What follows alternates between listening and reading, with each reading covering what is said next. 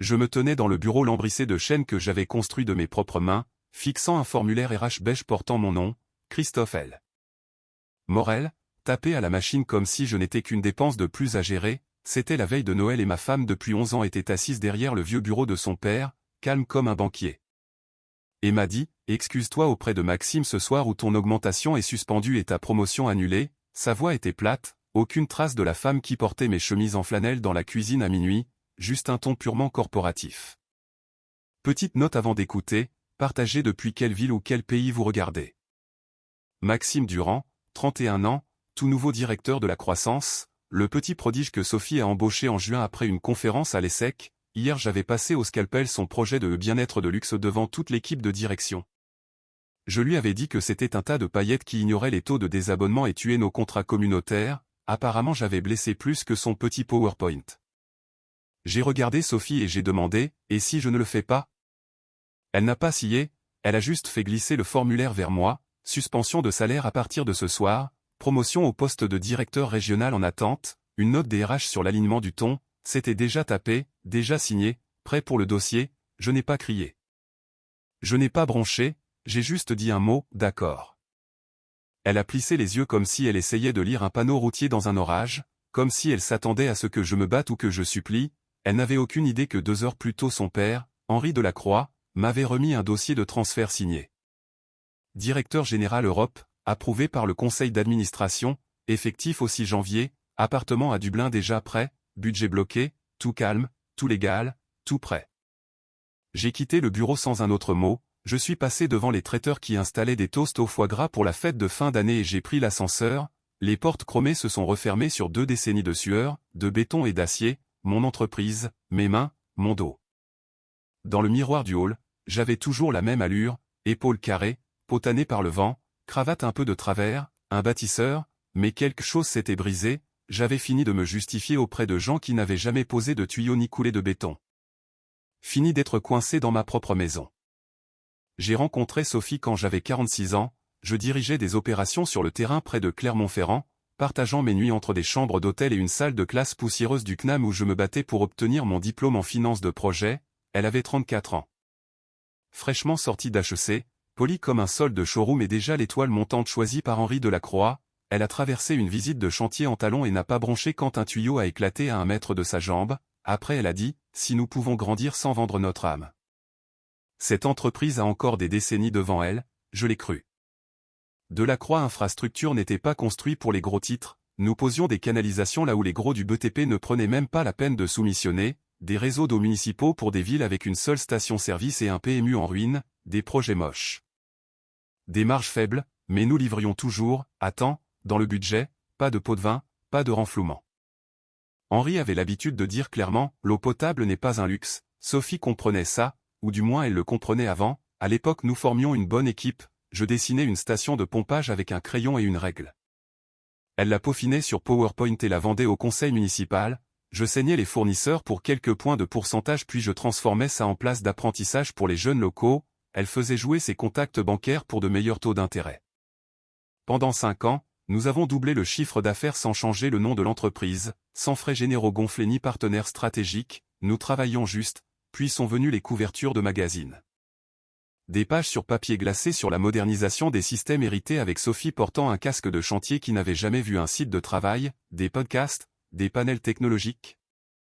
Des articles avec des titres comme La fille de l'aube et comment une directrice des opérations de 2e génération transforme l'infrastructure en or, elle disait que c'était de la bonne presse, je me disais que c'était inoffensif. Il y a 6 mois, elle a fait entrer Maxime Durand dans le giron, Sciences Po, Accenture, des présentations tape à accent grave-l'œil, sa proposition, abandonner les travaux municipaux, pivoter vers des campus de bien-être, des environnements d'hydrothérapie et des solutions d'eau de luxe. Nom de code pour des spas pour riches avec du carrelage hors de prix. J'ai dit à Sophie que les calculs de Maxime ignoraient l'entretien, le roulement du personnel, le risque d'échec sur les projections à 3 ans, elle a dit que j'étais vieux jeu. 2 mois plus tard, j'ai commencé à remarquer une eau de colonne différente accrochée à ses vestes de tailleur, pointue et synthétique, rien de ce que je possédais. Elle a commencé à sortir pour des appels tardifs, debout sur le balcon d'eau à la vitre. Sa voix tombait dans un registre plus doux que je n'avais pas entendu depuis notre première année de mariage, nous avons arrêté de nous croiser dans la cuisine et quand nous le faisions nous n'établissions pas de contact, je me disais que nous étions juste fatigués tous les deux. Puis un jeudi, je suis rentré tôt d'un chantier à Lyon, mon train a été annulé, j'ai pris la voiture, et j'ai entendu un rire venant de son bureau, ce rire, celui que je n'avais entendu que lorsque nous étions en vacances, à la fin d'une longue soirée fournisseur, juste nous deux après 3 verres.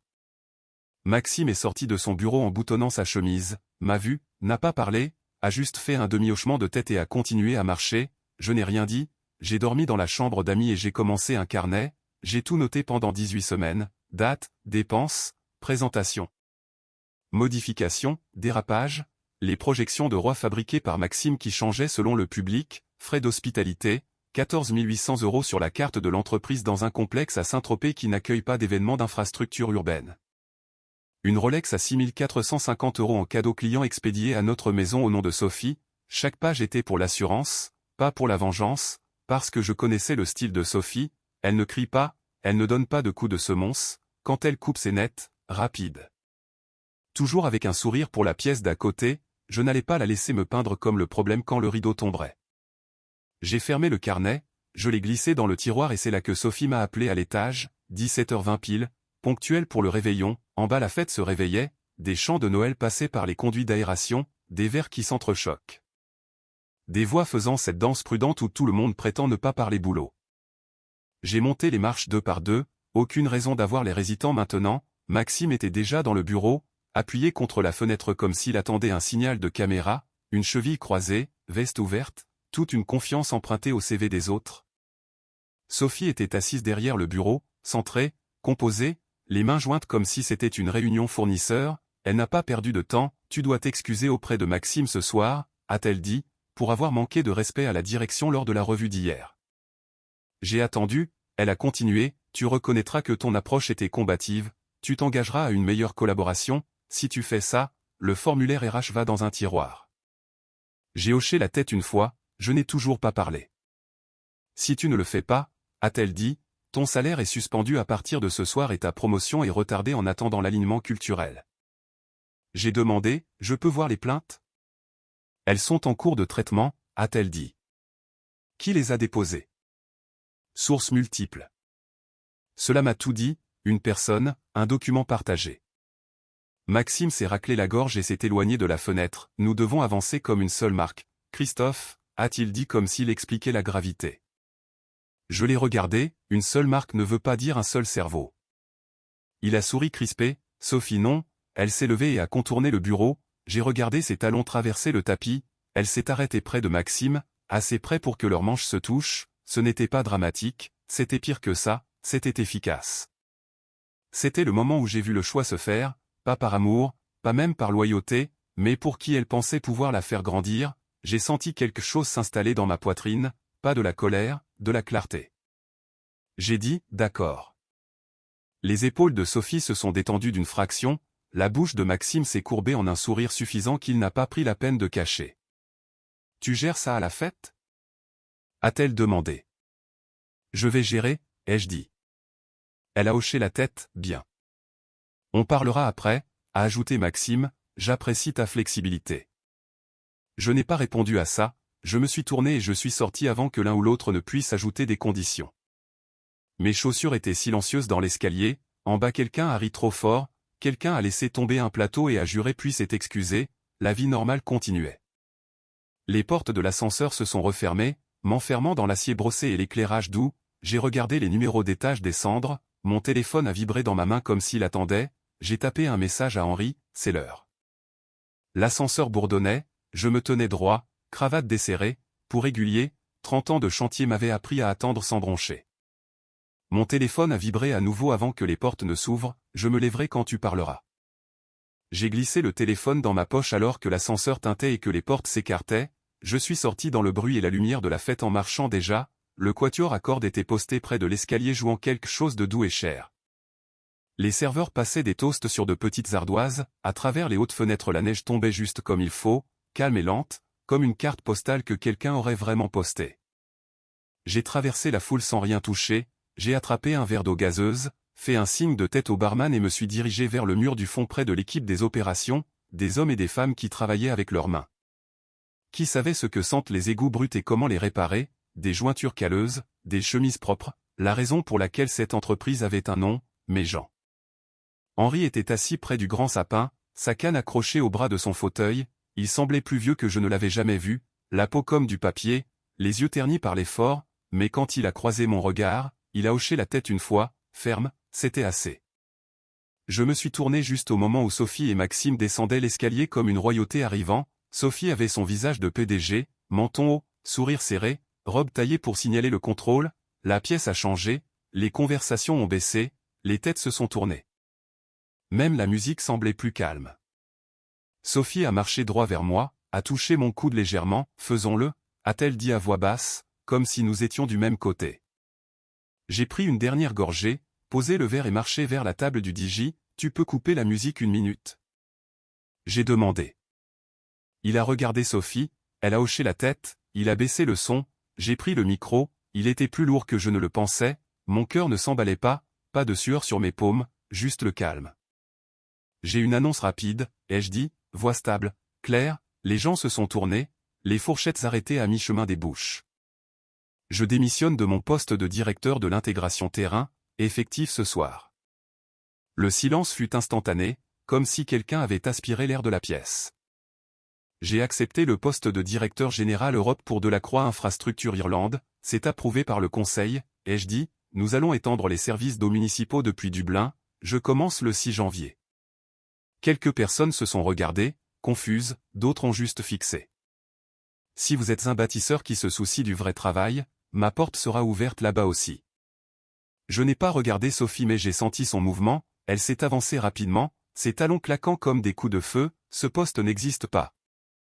A-t-elle dit assez fort pour que tout le monde entende.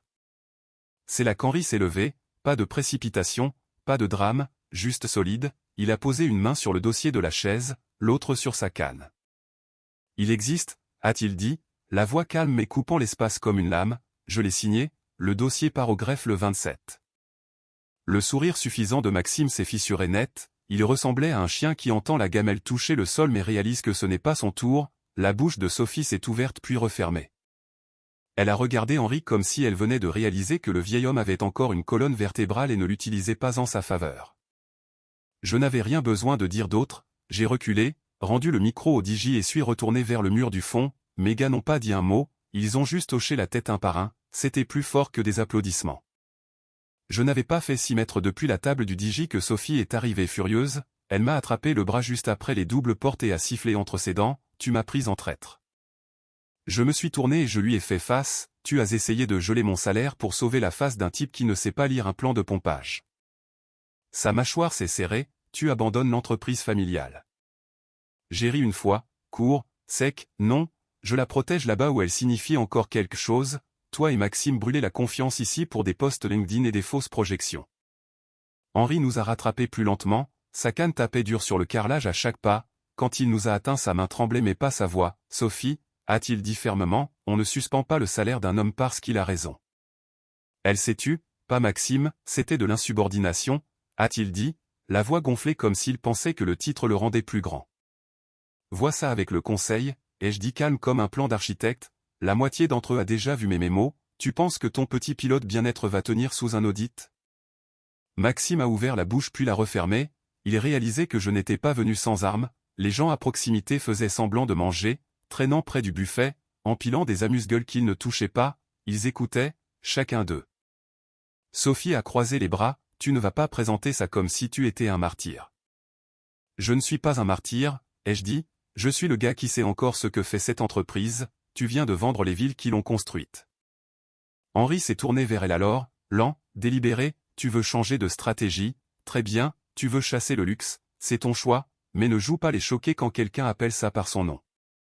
Elle l'a regardé comme s'il l'avait giflé, mais Henri est juste resté là, silencieux, stable. Je n'ai pas attendu que Maxime se regonfle ou que Sophie tourne ça à son avantage, j'ai marché vers le vestiaire, serré la main de 3 contremaîtres en sortant, l'un d'eux a serré la mienne fort et a dit, il était temps, Christophe, j'ai juste hoché la tête. Près de la porte, la femme de notre responsable sécurité m'a pris dans ses bras, n'a rien dit, m'a juste serré comme quelqu'un qui savait que quelque chose de vrai avait bougé, puis je suis sorti dans la neige, elle tombait plus fort maintenant. collant aux épaules de mon manteau et au-dessus de mes chaussures. Mon 4x4 tournait déjà, moteur chaud, sac à l'arrière, carte clé pour l'hôtel de l'aéroport dans ma poche, chambre réservée sous un nom que Sophie ne penserait pas à chercher. Au vestiaire j'ai sorti mon téléphone, 19 appels manqués en 40 minutes, 10 de Sophie, 5 de Maxime, 4 de numéros que je ne reconnaissais pas, j'ai retourné le téléphone face contre le siège passager et je me suis engagé sur la route, les essuie-glaces battant en rythme. La neige fondant vite contre la vitre, je n'ai pas regardé en arrière, pas besoin. J'ai atterri à Dublin le 7, ciel gris, air froid, le décalage horaire rampant déjà sur ma nuque, la douane a été rapide, mon nom était sur un petit panneau blanc et le chauffeur n'a pas posé de questions, bien, je n'avais pas de réponse de toute façon. L'appartement à Ballsbridge ressemblait à une unité témoin, moderne, propre, pas un grain de poussière, sentait encore la peinture fraîche, mais quelqu'un avait rempli le frigo avec du pain complet, du beurre et 4 œufs dans une boîte, comme s'il savait que j'oublierais le petit déjeuner. Note sur le comptoir, papier épais, écriture soignée, bienvenue Christophe, le bon café est dans le placard. Méréade, contrôleuse de gestion. Je suis resté là une minute entière, main sur le comptoir, juste à respirer, pour la première fois depuis des mois je ne me sentais pas traqué dans ma propre maison. Nos bureaux près du Grand Canal étaient 3 étages au-dessus d'un pressing, pas de branding, pas de sculpture en verre, juste de la lumière, de l'espace et une table assez grande pour étaler des plans, 8 personnes pour commencer, des vrais. Awaf gérait les permis et n'utilisait jamais 5 mots quand 2 suffisaient, Thomas faisait les estimations, calme, pointu, brutal sur le gaspillage, Lucas gérait les contrôles, le genre de gars qui voit les fuites sur une carte numérique comme des veines dans un corps. Fiona était la liaison client, moitié charme moitié marteau, et puis 4 jeunes ingénieurs, bottes neuves, yeux curieux, encore excités par les soumissions. On s'est serré la main, pas de vidéo d'entreprise, pas de jeu brise-glace, on a déroulé les cartes, choisi les comtés que les gros acteurs évitaient, Ophalie, Claire, des bouts de loot, on a choisi selon une règle, réparer ce qui est cassé en premier. La première semaine on a repéré une conduite principale fissurée alimentant 3 villes dans l'Ophalie, ensuite des mises à niveau de chloration dans le comté de Clare où les niveaux étaient limites, puis une station de relevage à l'extérieur de Drogheda, morte depuis longtemps. Qui obligeait les habitants à faire bouillir l'eau un jour sur 2, rien de glamour, tout nécessaire. En mars, nous avions signé 2 accords cadres avec de petits services publics, en avril un contrat de conception-construction avec un 3e, pas de champagne, pas de gros titres, juste du vrai travail, des dessins qui avaient du sens, des factures soumises à temps. Des équipes qui arrivaient tôt et partaient proprement. Les équipes irlandaises riaient de mon accent français, j'ai appris ce que presse voulait dire pour un placard, ce qu'était le crec.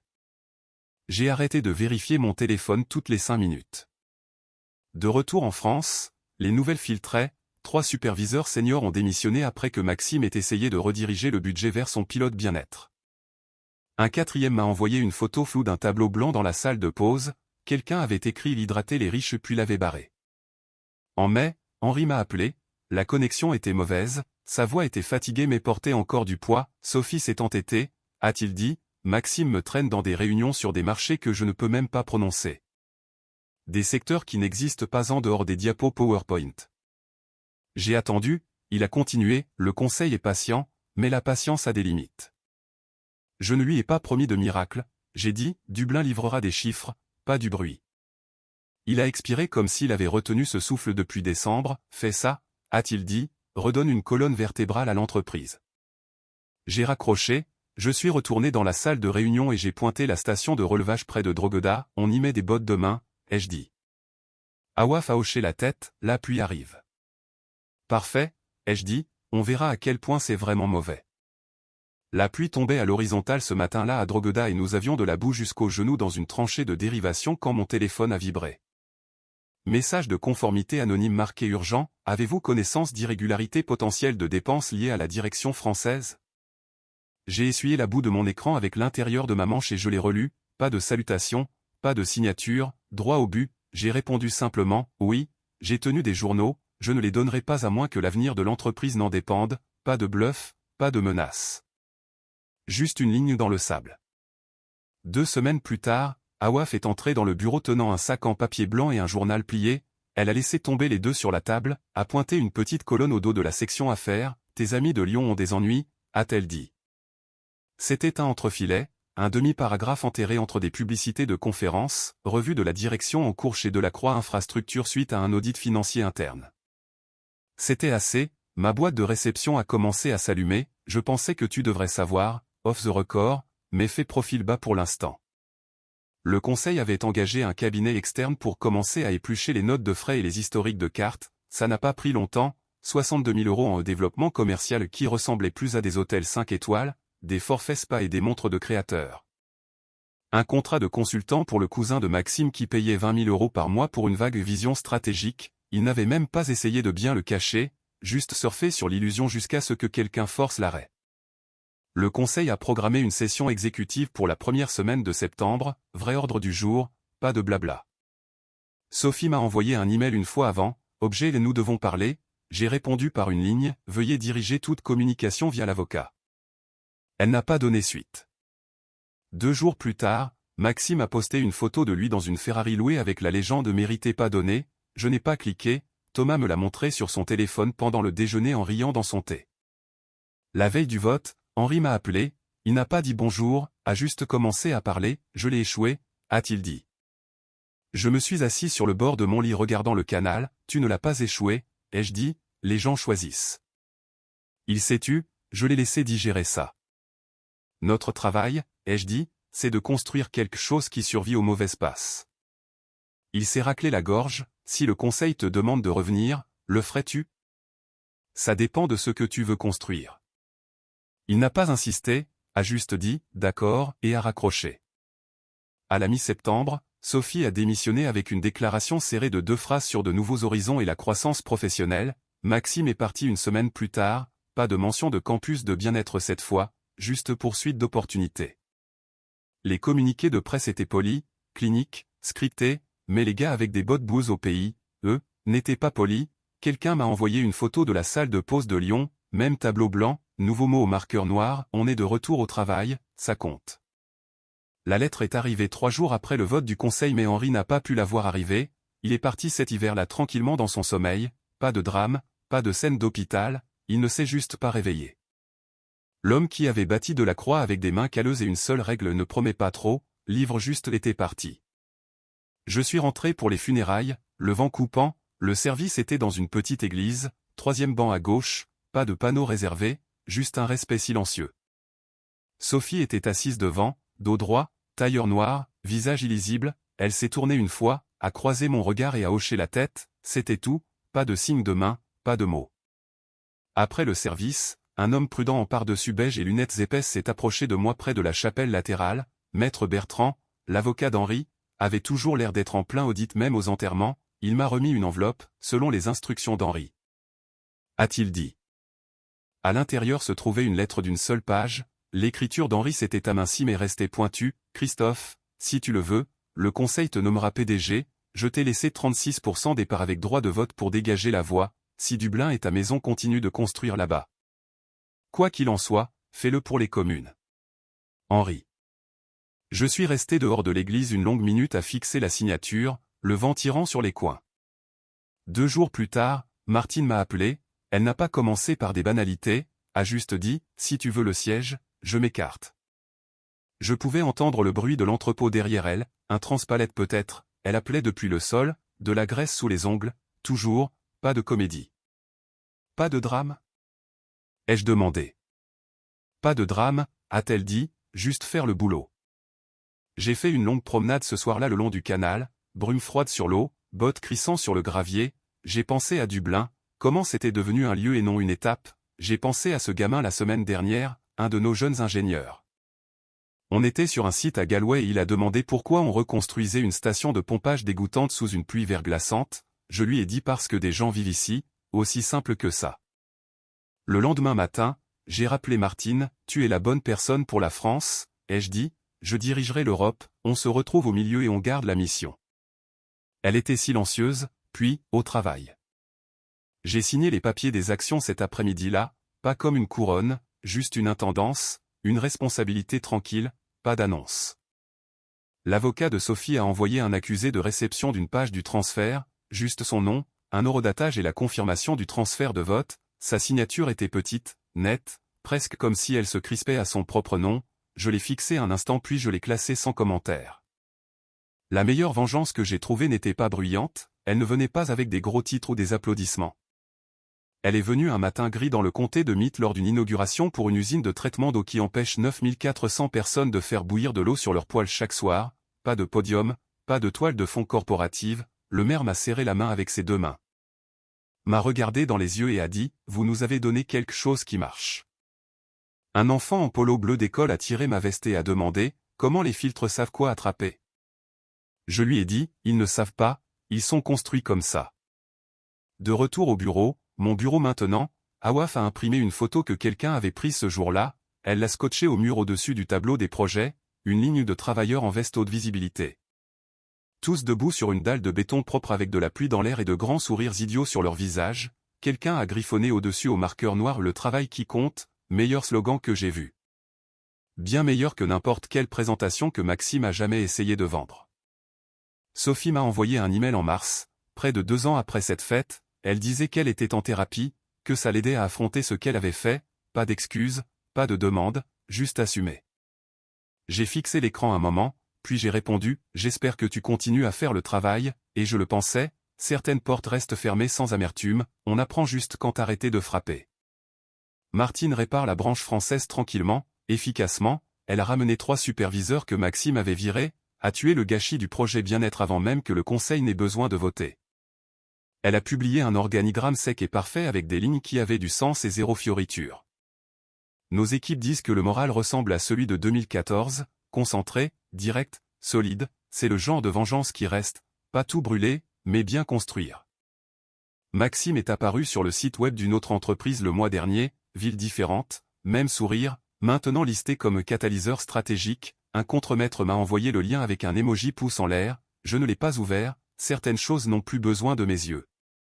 De temps en temps pourtant, je pense à cette veille de Noël, au formulaire RH, à la voix de Sophie devenant froide, à ce moment où elle s'est transformée en PDG et plus en ma femme.